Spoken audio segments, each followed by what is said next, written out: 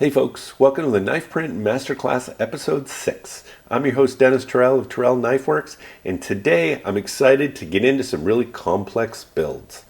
So in this episode and the next two, I'm going to be designing pretty complex knives, and it's going to be a kind of a build along, and you guys will watch how I do it. In this one today, we're going to be building a traditional tanto, which means a tanto blade and all of the traditional fittings and how you can put that into a design. So we're going to use layers very heavily in today's build.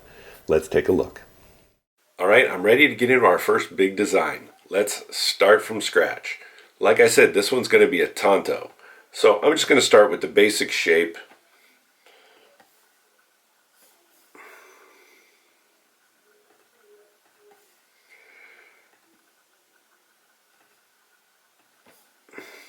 Something like this. We're going to modify this.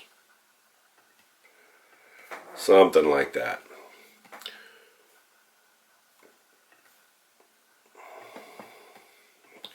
Let's keep it more of a straight back here.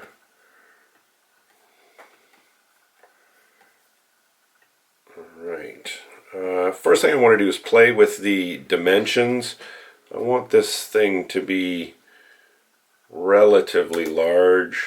Let's say 20. Because the handle is going to be pretty big on this.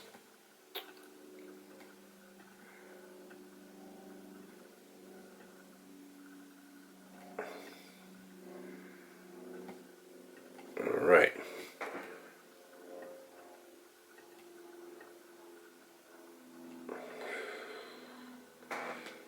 Okay. So let's see what we have for dimensions so far. So 1.1, that's pretty close to what I want. And the blade is a little long. Okay, and then the handle. So I think we need to shorten this up just a bit. Okay, and then overall, there. Now I want about a 12-inch blade, something like that. Let's see where we're at. Oh, I went a little too far. We're at about a 10-inch blade, so let's just drag it out a bit. Let's zoom in on this area, which is where the habaki or the collar is going to go. So this is kind of an important area to get right. So there's always a little notch here. And then this area is usually a little flatter. Okay, just to hold the collar. Let's see, and I want that area to be about an inch. Let's just measure from here to here. That's a little large. So, and the collar will come up over this section a little bit, and we'll draw the habaki in a second. So let's just correct this and want this to be a little more like that. And our tang right now is at about 6 inches. That's not quite long enough. Move this over. I had it closer the first time before I moved it. Yeah, about there. And the width of our, okay, we're just under an inch here. Yeah, so we need to, I want the blade about 1.25 inches right before the habaki. So that's a little narrow. So let's reset this.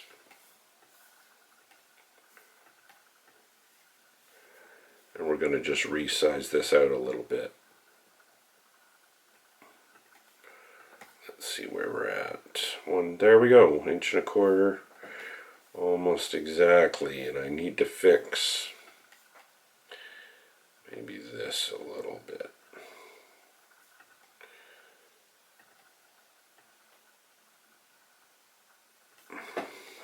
Okay, well that's pretty good. for the blade so far. Let's put in a fuller. I want a fuller running at the blade, which will be about here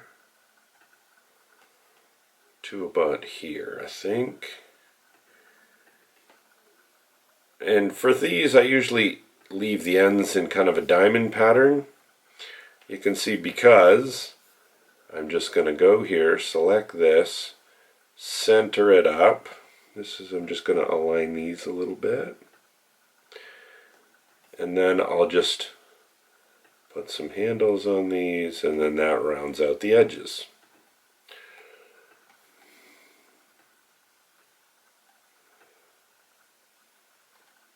A little closer. Okay, so there's our fuller.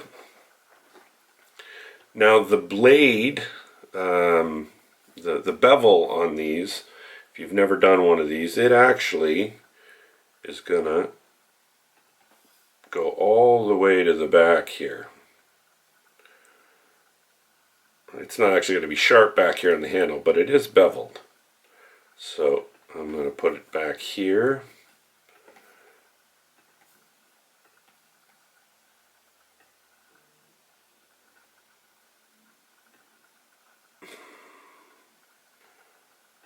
And we'll put this, oh, this has got to go forward actually. Match the handle a little more. Something like that. In fact, it's even going to go up there. Something like that. So that is our knife, our blade, so to speak. This is the steel portion. Now I'm going to start to work on the other aspects of this knife. So next we're going to add a layer. We're going to call this, I'm going to use all the Japanese terms, or at least I'll try to, the Habaki. Okay, so this is a collar that fits. So I should explain, I'm doing a traditional tanto, and traditional tantos, wakizashis, katanas are all pressure fit. So every piece has to be there, and there's a reason for each one, and I'll try to go over that, which is why this is such a complex build, to make sure you have all the right pieces so that it fits together correctly. So I'm going to zoom in here, and again, I'm on this second layer. I'm going to start drawing my habaki. So it's going to be about to here.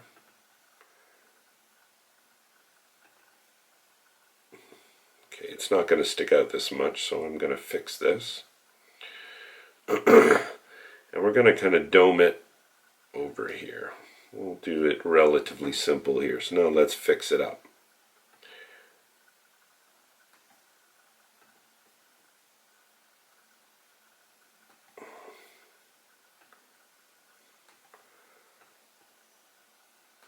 So there's actually going to be notches in the habaki. Let's see, let's check our size. That's pretty big. I want it a little smaller.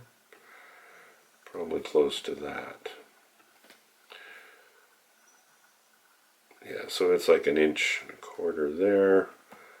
Alright, so here we're going to just kind of center this up.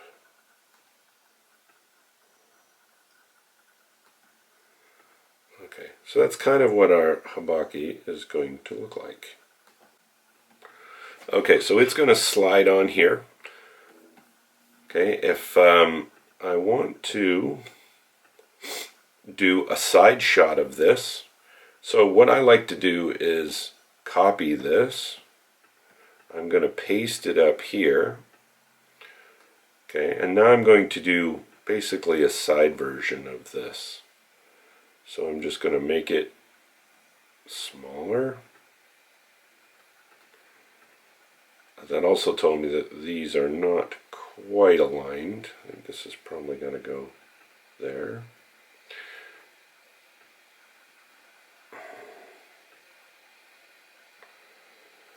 Let's see, just do this. So what I'm doing is showing this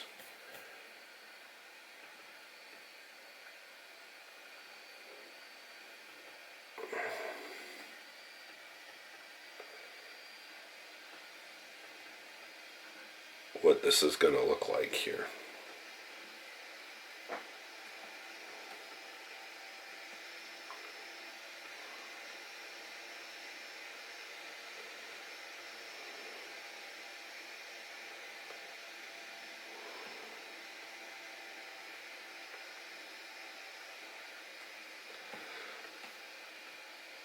Okay, so my stock for these is typically about a 1/16 of an inch, so this is pretty close.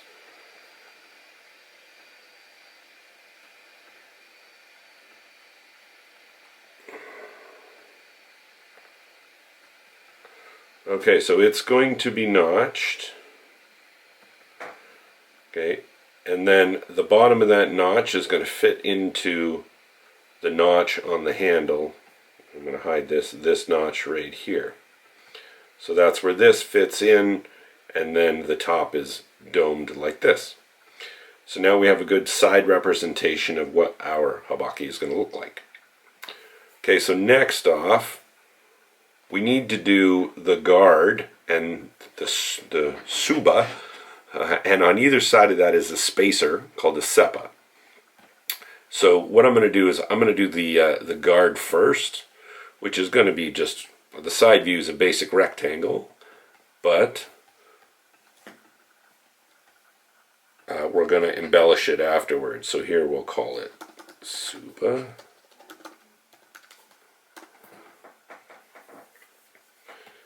And this is pretty simple. And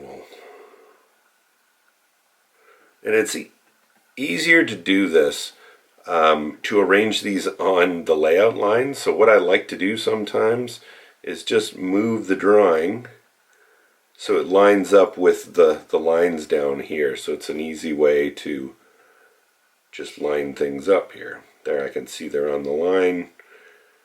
And if I move this around, okay, if I wanted it straight, I could then move this one on this line. So I use these lines like this once in a while. These are not, well, just to make my life easier, I'm going to make these all straight right now. There. Okay. So now we've got our, our suba. Let's see if it's the right length. I want it about 2.5 inches, 2.3, so it's not quite. Let's lengthen it a little bit. Probably about there.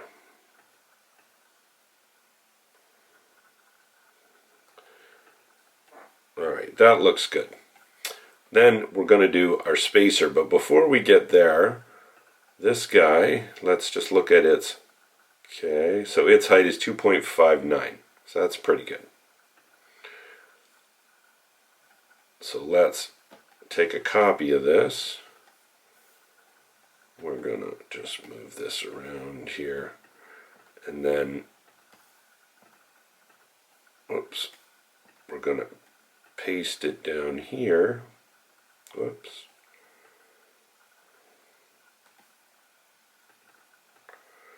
And I'm just doing this to remember the, and again, I would take this, okay, so these should be pretty accurate, and then make sure these are on the same plane here, and then let's just do this. We're making it kind of an oval. Okay, so that's what our suba is going to look like. And we're just going to leave that there for reference. Okay, another layer. Let's draw, this one is going to be our seppa.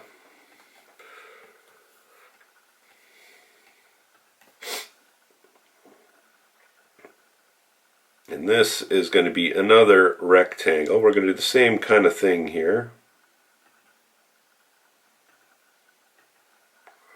It needs to be about an inch, 1.25 inches. at least. Sorry, inch and a half. And I just happen to know some of these measurements, but okay, so we're at 1.8, so that's pretty close. It might be a little large, but let's give it a try. Let's shorten it just a little bit.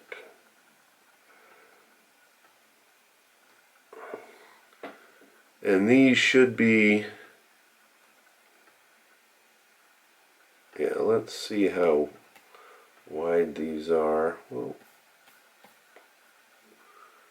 do it here. Okay, so we're at 0.7. That's just a little thick. So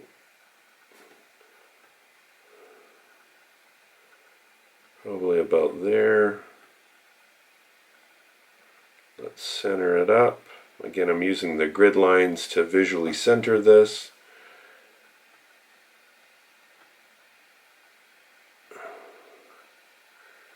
Okay, and I can see that our guard is not aligned properly. So let's just go do that. Oops. Alright, so there's our SEPA, and that's a spacer so that when we do put the peg that holds the knife together, you can change the size of these spacers to tighten the fit. So you do need two of them, one on either side. So we're gonna copy, paste.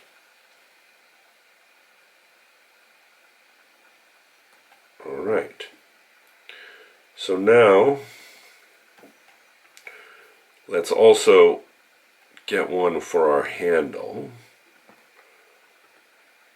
So it's going to be this size. Okay. We're going to do the same kind of thing we did with the guard. Whoops.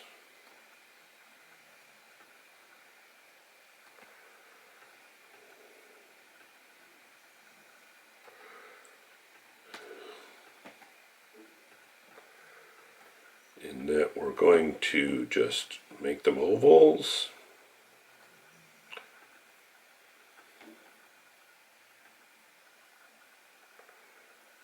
About there.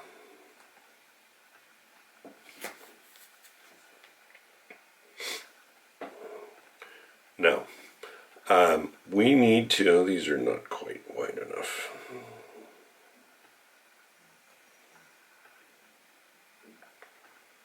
All right, that's good.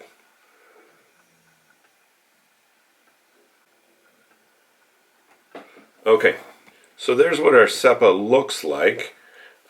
We need to have a hole for the actual tang to fit through there. So I want the blade to have a top bevel. By this point it'll be kind of flat on the bottom and looks something like that. Let's take some measurements. 0.29, that's a little thick. It's probably going to be about 1/4 inch. At that point, let's just take the whole thing and like this.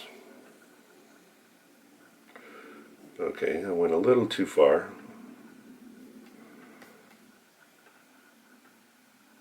There, that's probably pretty close.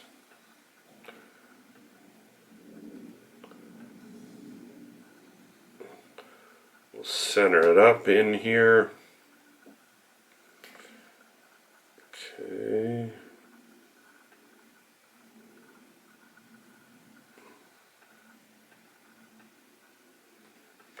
All right, let's center this up. Okay, pretty close. All right, so now let's check our height. It should be,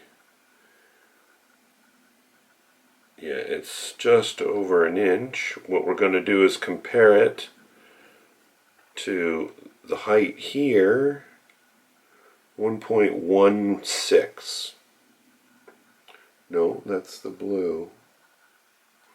when there's so many lines, you start to get a little confused here. Okay, 109. That's really good. So I think we're right there. The height of this guy, again, was, whoops, 110. Okay, that's perfect. Okay, so we've got the right hole in our SEPA. We've got our two SEPAs and we placed it within the guard. So now let's go back to our guard. And the one thing I want to do, just for looking at this, and when we print this out, we need the same hole in the guard as we do the SEPA. So I'm going to copy to layer Suba. So now we have a hole in the Suba. Okay, one thing I want to do, I want to make our SEPA just a little bit prettier. So I'm going to use the serration tool.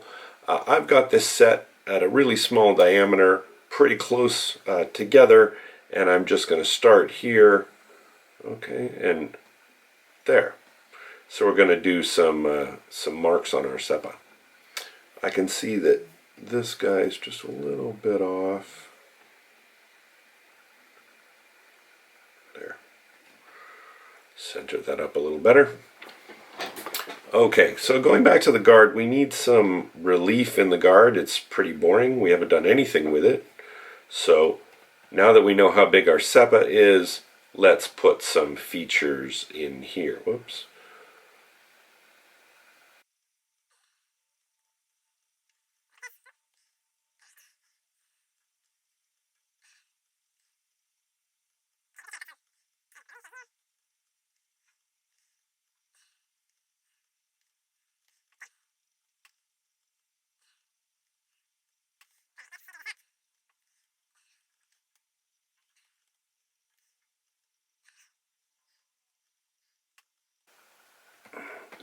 Alright, so something like this. I could spend some more time getting this perfect, but we're not going to.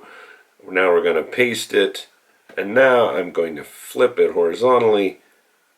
So now I know I have two identical pieces. Okay, so that's what the guard, if we take the SEPA out, we reduce the visibility on the SEPA, that's what our guard is going to look like. So these will be some hollow areas here, and the center, and then the SEPA. Okay, I see already that it's not quite aligned. I think our alignment on this guy's off a little. Yeah, that's a little better.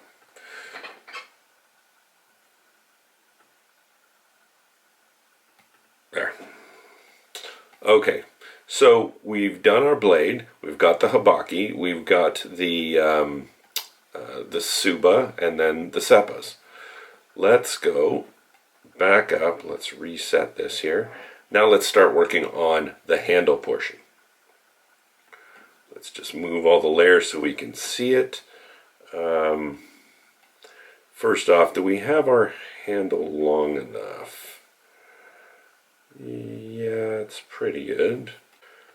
What we're going to have now is what's called a fuchi, which is basically the steel or metal piece, doesn't have to be steel, that is at the front of the handle,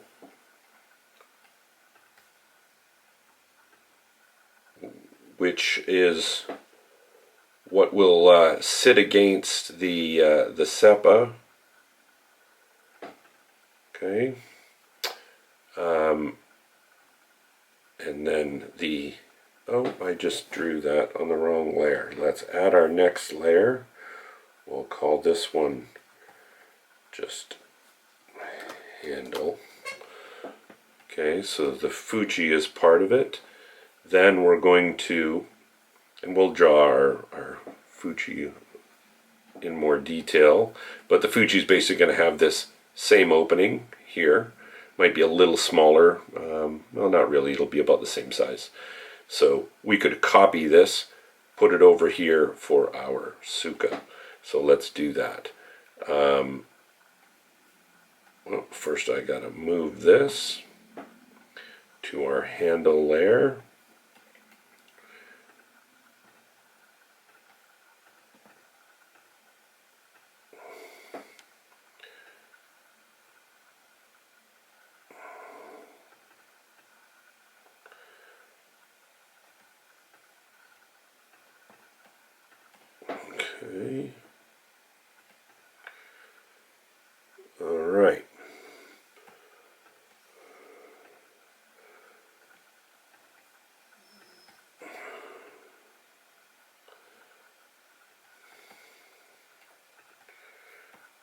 Now we need this guy, and we're going to copy this to the handle layer. And just move it over here. Okay, that is the Fuji for the front of the handle. Now we'll draw the actual wood for the handle, which will be something like this. Again, we're representing that it goes inside of this steel here.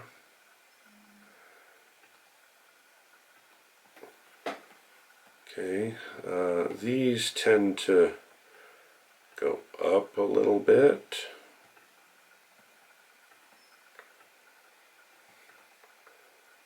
Get that better here. The last thing we're going to do is the butt cap, and I forget the Japanese term for it. I'm sure it'll come to me. Kashira. Yeah, it's the Kashira. So we're going to draw that.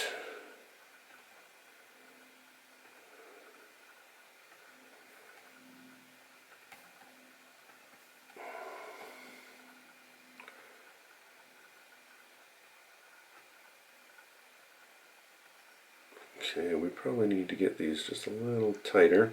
And the reason I'm leaving a recess here is because the wrap will go over top of the wood, which will then sit flush with the thickness of the steel, and then after the wrap is on it. So don't be concerned that there's a gap here.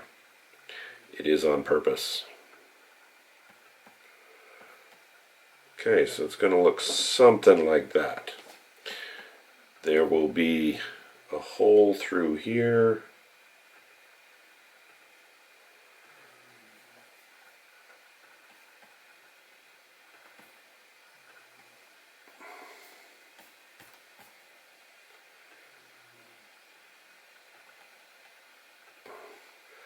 And this is where your cord will go and secure the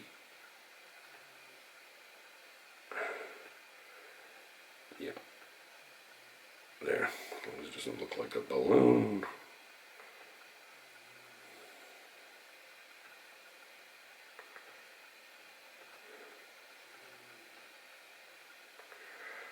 Okay. That is about right.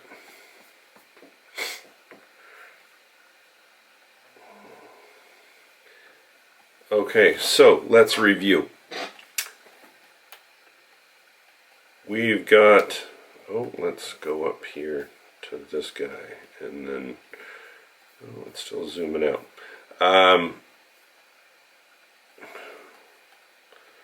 Let's zoom this 75, 50% here, so we can get it all in view. I'm going to start turning off all the layers so we can see. So we've got the blade. I see we've missed one other thing on the blade. We need a hole for the peg, and the hole for the peg should go about an inch or inch and a half past the guard. So the peg's probably going to be about here. Let's draw that in. It's going to be about 3/16, and we'll put it right here. And that hole typically goes in before the bevel anyway. Okay, so let's turn our other pieces off. We've got the blade. Okay, with our fuller, we know where our line is going to go. In fact, I don't like the way this is here. I think this should be up a little higher, something like that. I'm trying to match these angles. That's pretty close. Okay, so there's our blade. We've got a flat part for the Habaki. We've got the rest of the tang. If we turn on the Habaki, it's going to slide up over this collar. I can see that our collar went a little far here. We don't need that much because our collar is only there. So let's move this back to here. Actually makes our tang look a little better. Okay. Alright, so there's our habaki. Then we've got our guard, but before the guard, the seppas on either side. And just doing a quick gut check on how much tang we have from here to here. We've got just over 5 inches of tang, which is pretty good for a handle that is, move this. Yeah, so I think our handle in total is 8 inches. That's a little long, so we can shorten this just a little bit. Now our handle,